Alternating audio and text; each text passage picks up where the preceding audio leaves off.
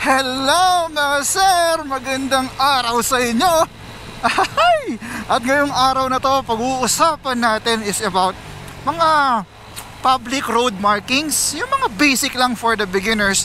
On the way tayo sa Bitbit River, papuntang Norzagaray, Bulacan yun eh. Malapit lang dito sa amin, around 30 to 45 minutes na biyahe. At habang papunta tayo ron, pag-uusapan natin yung mga madadaanan nating road markings dito sa biyahe na to mga sir. Stay tuned!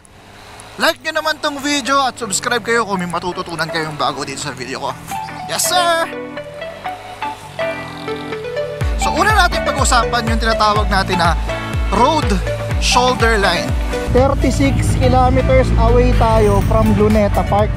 Yan ang ibig sabihin yan. So kung babiyahe ka papuntang Metro Manila, ganda na pala ng daan dito.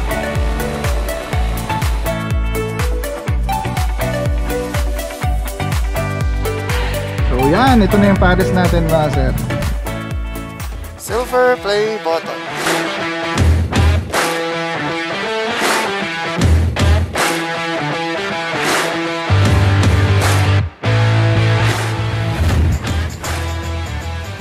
Okay, so una natin pag-usapan yung tinatawag natin na road shoulder line. Yung road shoulder line na yan, yung makikita natin kulay puti sa gilid ng kalsada, katabi ng sidewalk. Okay? Yung road na shoulder line na yan, that's a solid white line that indicates na kapag ang kotse mo ay nasa normal na operasyon, no? Umaandar, tumatakbo, hindi tayo dapat mapupunta sa shoulder line na yan. Pwede mo yan gamitin kung meron kang mga emergency, nasiraan ka or what, pero hindi dapat yan gamitin or di pwede yan dapat tawiran, daanan kapag ang motor mo ay normal naman ang operasyon, no?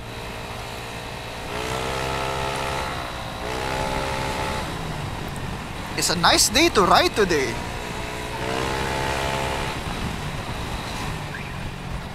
Next naman natin yung makikita nyo mga broken white lines, yung nandito sa kaliwa ng GoPro natin.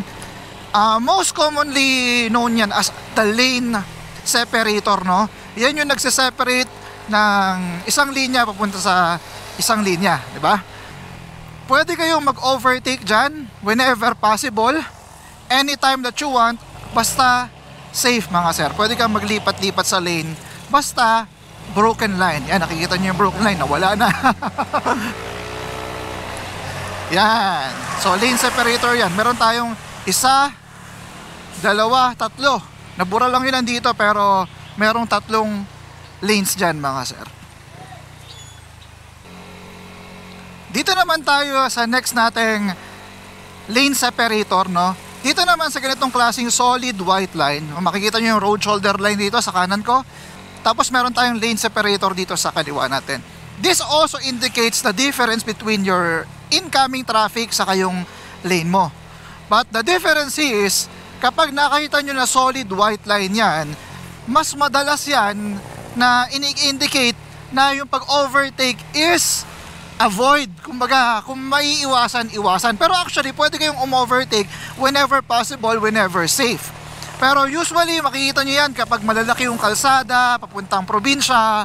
It just denotes that itong kabilang lane, 2 lane sila, itong kabilang lane natin, single lane lang. Pero pwede kayong mag-overtake dyan. Okay, katulad ng ginagawa ni Kuya, pwede kayong mag-overtake basta safe mga sir. Yan. Lane separator na solid white line.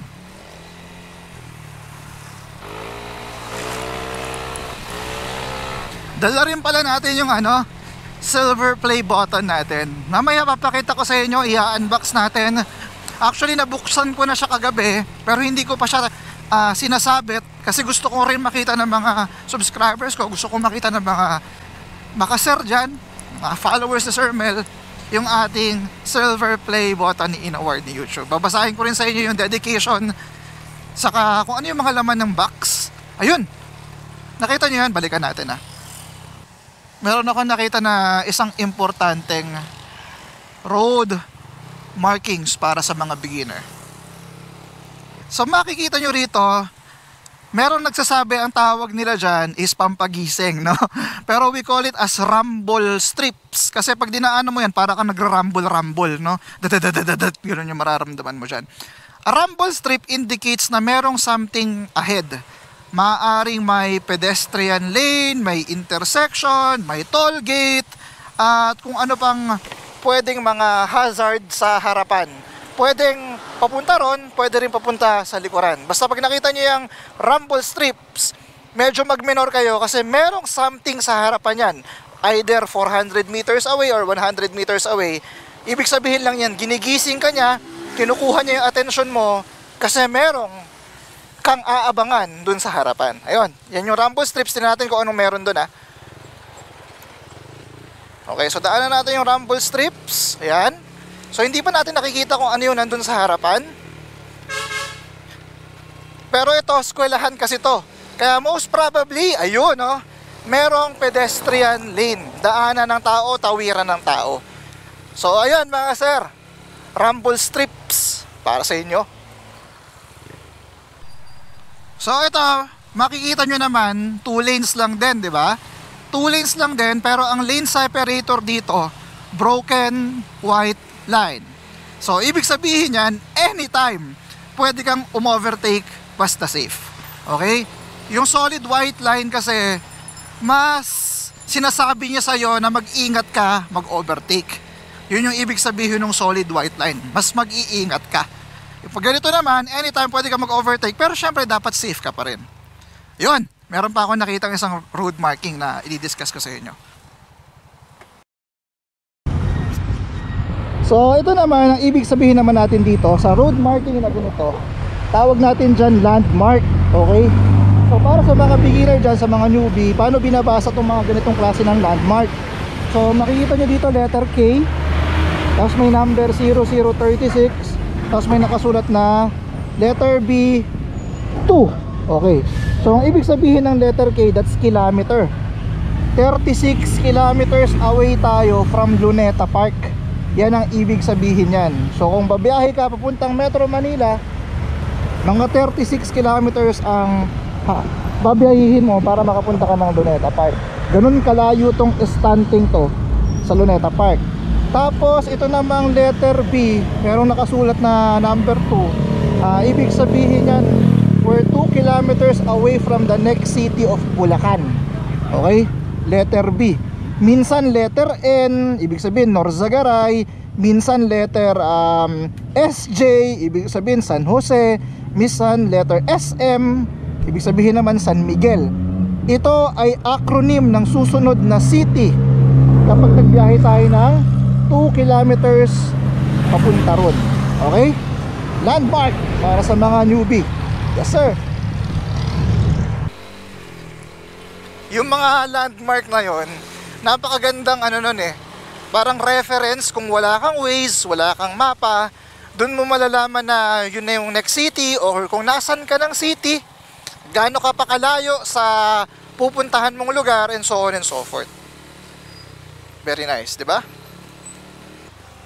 Kuya, pwede magtanong, papuntang Bitbit,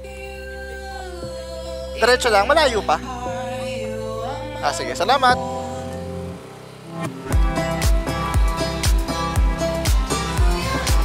Ganda ng view sa taas, oh. Bakit? Ganda na pala ng daan dito.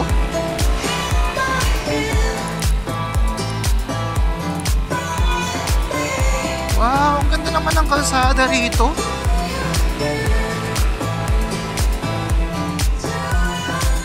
May pares kaya rito. Oo nga, speaking ang puta. May pares nga. Lars Pares. Ang ganda ng kalsada. Shit. Ang lalalim pa ng mga ano, banking.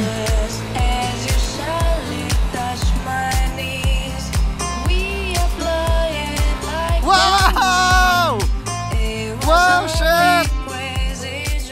Wow!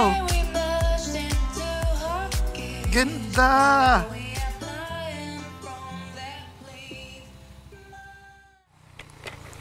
Kuya, pwede magtanong, papuntang Bitbit? Kaliwa po. Hindi ko lang alam kung pwedeng pumasok. Ah, talaga? Oo nga eh. Kahit ano lang, picture-picture, bawal? Oo. Kasi kanina galing kami dito. Bumalik lang uli kami baka sakaling pwede na. Oo. May checkpoint? Hindi, ano siya. Hindi lang nagpapapasok. Ah, Mag-isa ka lang? oo, mag-isa lang ako. Sige boss, texting mo na lang. Sige. Dito mismo, nangaharang na sila? Ayun, ayun.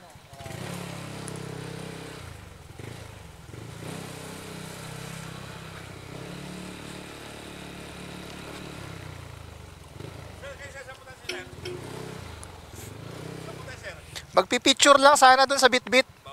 Bawal po? Bukas pa, hanggang Sabado. Ah, Wag lang ligo sa Canada. kasi maraming tao? Ah. Okay lang po. Salamat. Salamat din po. Opo.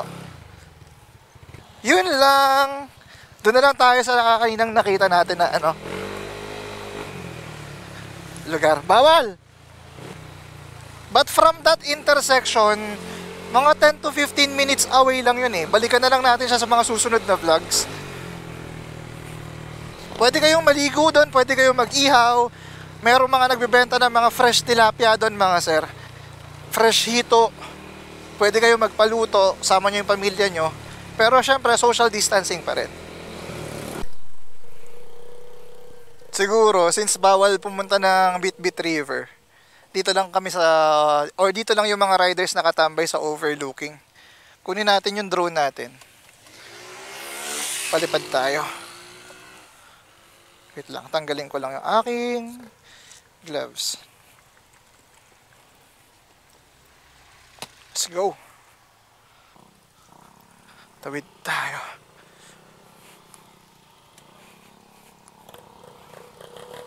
Saan daanan yan? Ano yung tinda mo kuya? Ah, mamaya pagkatapos. Ah, doon yung daanan.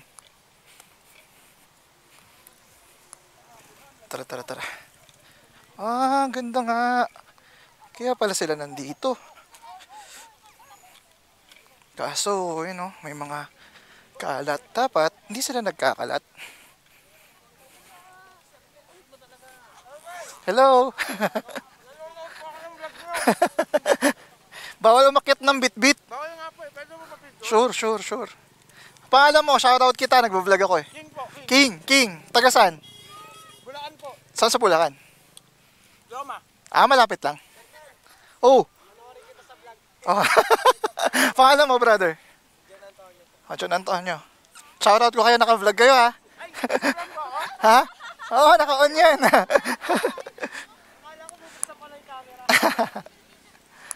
Mga subscribers tayo dito nakatambay. Galing Loma de Gato saka Sapang Palay.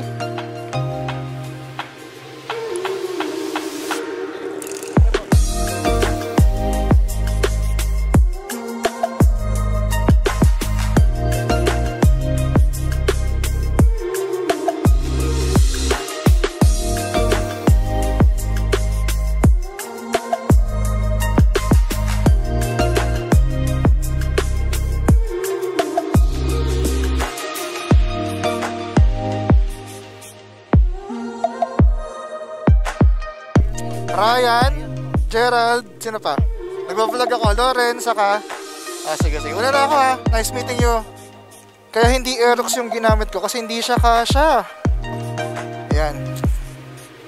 Silver play button. Puntahan natin yung Paris. Tapos doon tayo mag-unbox ng silver play button. Samahan niyo ako mga sir ha. Sana na-appreciate niyo yung vlog natin today. Hindi natin nakumpleto yung mga road markings, pero on the way home may makikita tayo nyan na other road markings pa.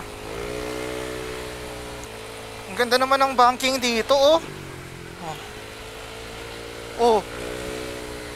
Very nice. Saan na yung parisan kanina? Ito. Here. Let's go here. Kuya, may pares ka pa? Pares? Riders and Bikers. Pares. Lars Pares. Ikaw si Kuya Lar. Larry?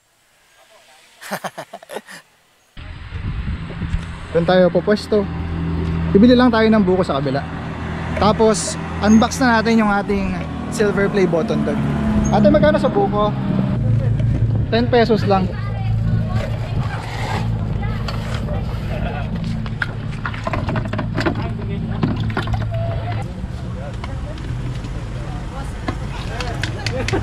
Yes sir.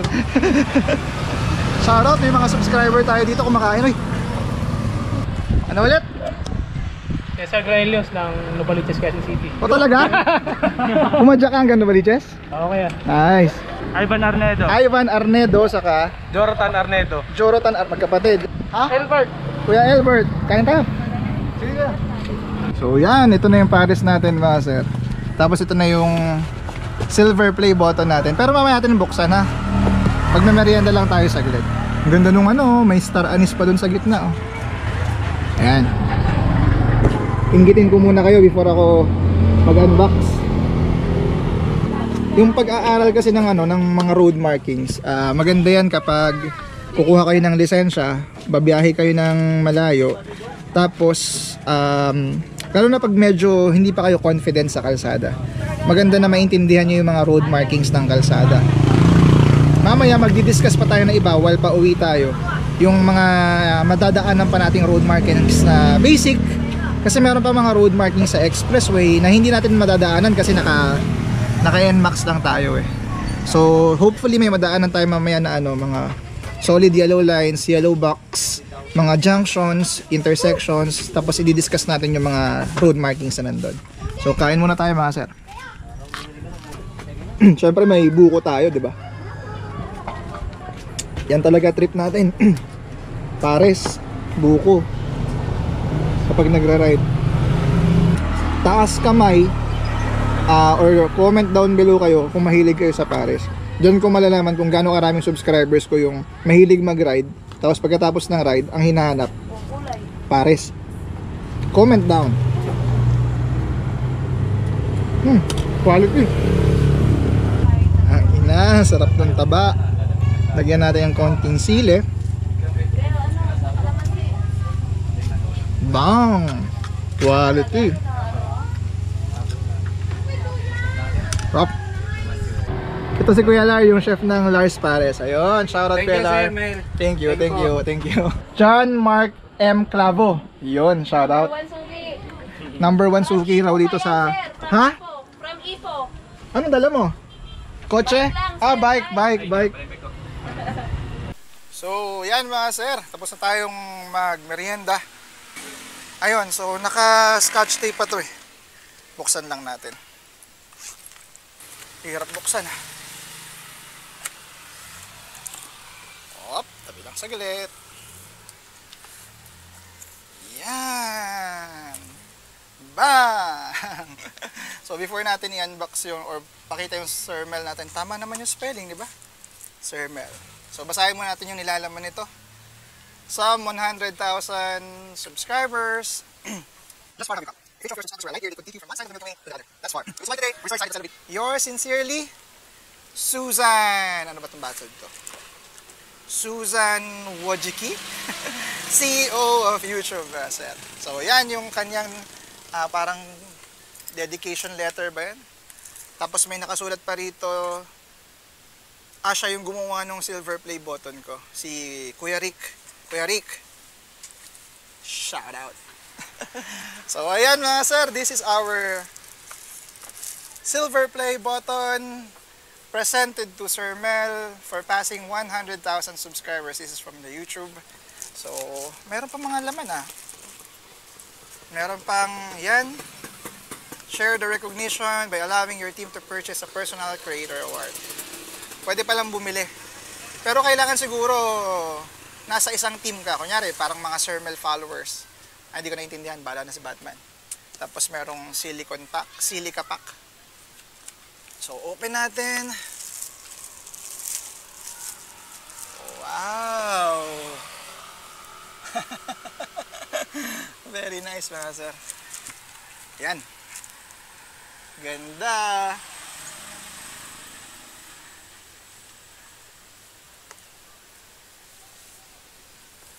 So ito mga sir, maraming salamat. I just want to take this moment para magpasalamat sa inyong lahat dahil nakuha na natin tong silver play button na to. Sana sa mga susunod pang vlog, sa mga susunod pang milestone, suportahan nyo pa ako para makuha natin yung 1 million ata yun, yung golden play button mga sir. Maraming salamat sa inyo. Para sa inyo talaga to. Lalagay ko to sa may helmet room ko para makikita nyo tuwing nagbablog ako dun sa loob ng aking editing area. Yes sir, thank you so much. Thank you, bye bye.